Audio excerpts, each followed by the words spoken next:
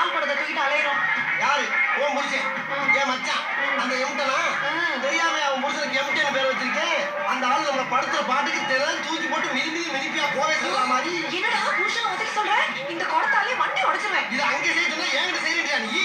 ஆமா, இத நான் அங்க செஞ்சேன்னா வீட்ல எல்லாரும் மண்டையும் சத தேங்காவை அவர் உடைச்சிருவாரு. அப்ப இந்த பால் வடியில மூஞ்சி வச்சுக்கிட்டு இப்படியே திரி. நல்லா அக்கா. என்ன பண்றது? புருஷனாச்சு.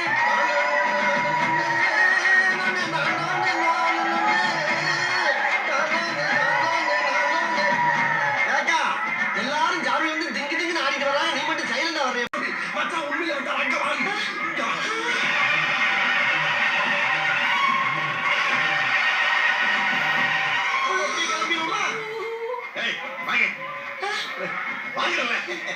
மச்சான் கூப்பிடுறாரு. கூப்பிட்டீங்க மச்சான்? இல்ல மச்சான், அக்கா பால் கூட எடுக்கணும்னுச்சு. அங்க யாரும் ஆடி வரப்ப கீழே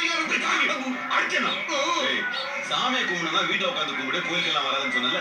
பிரசவ வச்சுக்கிட்டு விக்ரம் வயிற்றுல சுத்திக்கிட்டு ஏன் நீ படிச்ச பொண்ணு நீ? என்னடி கோலம் இது? வயசுக்கு வந்த பொண்ணை தண்ணி ஊத்தி வீதி வீதியா ஊர்வலம் கூட்டு வரீங்க.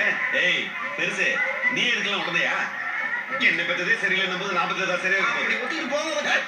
கடைக்கு வந்து சீரோட பாத்துக்கிறேன். பாதியில நின்னு போயிருங்க. ஆட முடிச்சுட்டா நான் போய் ஆட பிரஷர் ஏறிட போது பாத்து. எது வேணாலும் போங்க போங்க போங்க.